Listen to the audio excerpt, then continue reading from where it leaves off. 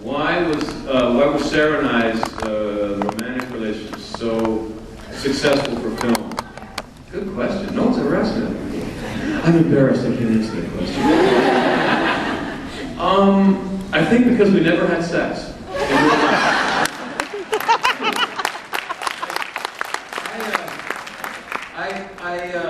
I read a lot of interviews before I ever came to Hollywood, and they would always say that if the two lovers are sleeping together in real life, all the magic goes off the screen. And because you want that yearning, you want that hunger for each other, and it needs to not be requited. And I always felt like never take it from the set, I would say.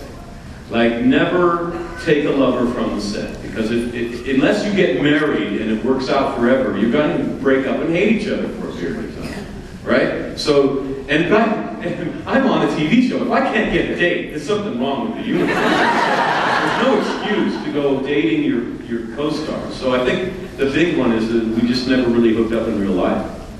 Yeah. Sorry about that. Yeah, sorry. Yeah, what's up? Yeah. What show would I go on? House of Cards, House of Cards, House of Cards. I'm a political junkie. I love watching the news. I love knowing about what, who's who in Washington, and I almost said Hollywood. So it's the same thing. The cameras. It's so funny. Like they were asking the lead. What he thought of politicians. He's like, well, it's all acting anyway. The problem is they're not very good actors. If you give them lessons, it would be better. Okay, I gotta keep it moving throughout the house. Sir. I love your English accent on Buffy. How did you get your accent so good? And who fine-tuned the script, the little Englishes that just sounded so perfect? Yeah, that was a group effort.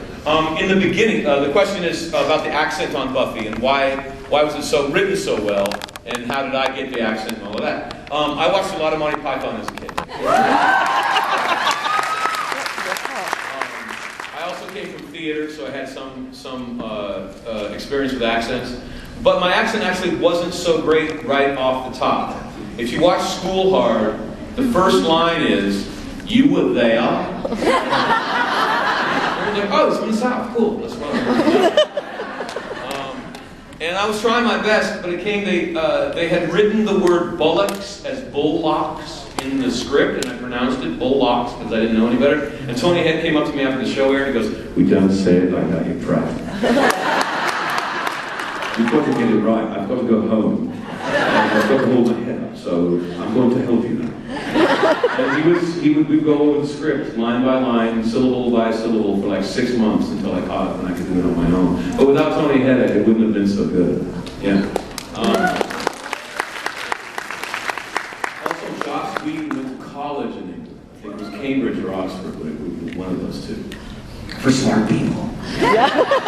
And so he's in love. He's an Anglophile, so he pulled all that stuff out. Yeah. And I'm going over here. Who? Will you be nice to me later? Oh my God, you're so beautiful. What's up? Okay, probably a really silly question, but what product do you use in your hair? No, we can ask that, isn't it? I want to know.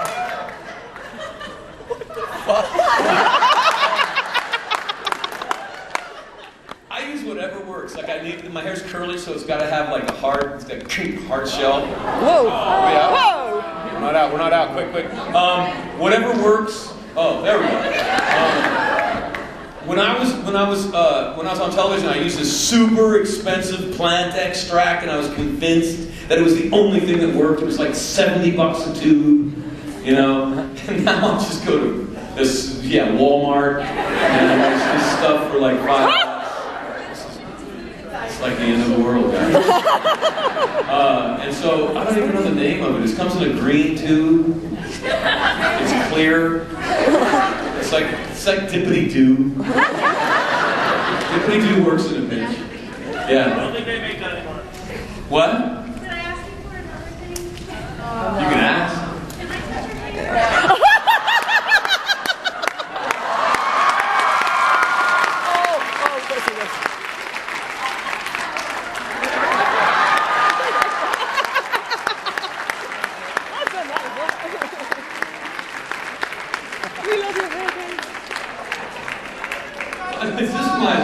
You're good, Ryan. No, not sleeping. This is good.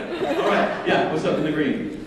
Oh, I'm raised my hand for her. Even better. What's up? So like reuniting with Christmas Carpenter on Supernatural. Oh, good question. How's it act with Charisma Carpenter? That was the best thing about being on Supernatural is I discovered that Charisma Carpenter is actually a wonderful human being. She's such a good actor.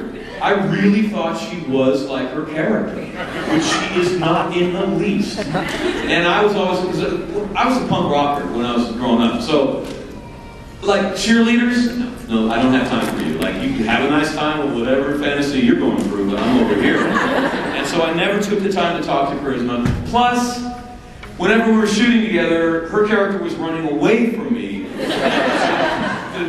The chairs were already always on the opposite sides of the studio, so we never had a real chance to talk. But on Supernatural, we just sat and talked about life and our kids and everything, and I just found out she's a sweetheart. And that was the big takeaway. Yeah, she's really cool. And in the back. Yes. This is my first event. Never had more very lovely, intense people. So it's making me wonder what is the craziest thing a man has ever done to you. You know, I will say this. In the late 70s, I was at a convention. It was one of the first Star Trek conventions in the world. The Space 1999 people tried to crowd into our convention. And we would like pass each other like, your show sucks. Or, you know, that's what I love about modern conventions. Everyone can love whatever they want to, and it's all good. But like I had Blue Tunic, which my sister helped me sew. I had the perfect pointed ears, which my makeup artist friend helped me create. I had soaped out my eyebrows. I was a complete Vulcan with a blonde afro. And I was beautiful for the first time in my life. I was popular. All the chicks dug me because I had the best phaser at the convention that I made myself. And I fell in love with conventions. And I'm welcome to the circus. You will find more interesting, kind, intelligent people sitting right around you right now than the normal population.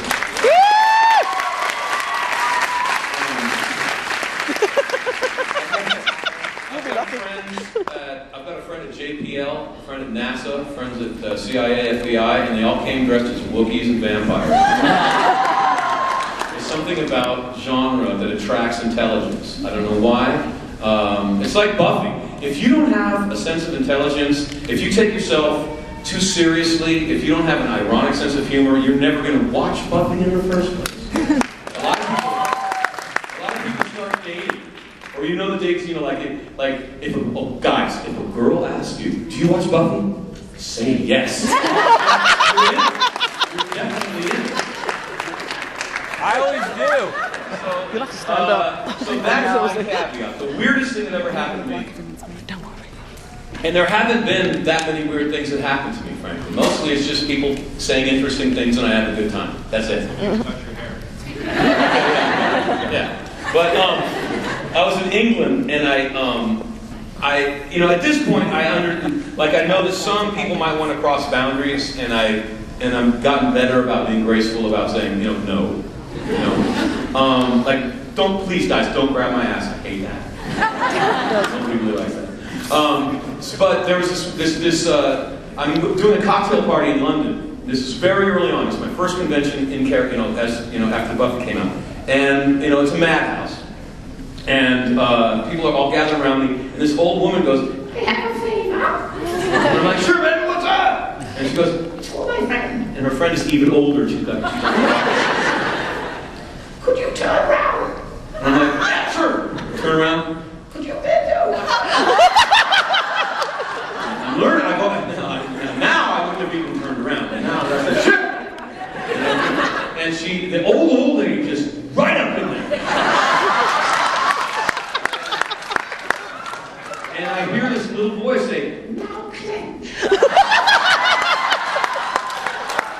I was out of that cocktail party. I was up in my room in a really hot bath, scrubbing my body. Like, oh my God. But that's it. I mean, normally that really doesn't happen. Yeah. Most of y'all just fine. Yeah, what's up? You're gonna have to. I know they asked this feel very I know you already sang for us, but can you please sing a Disney song? Disney?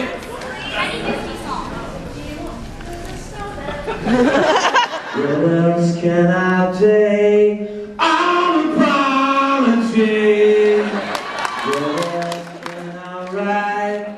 I don't have the right. I don't know what Disney song that was from, but that's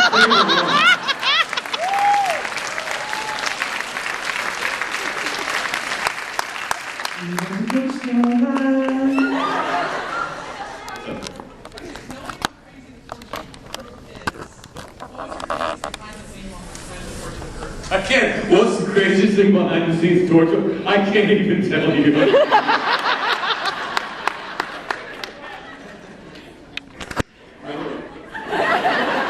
That some things you have to keep as a personal little pearl for yourself.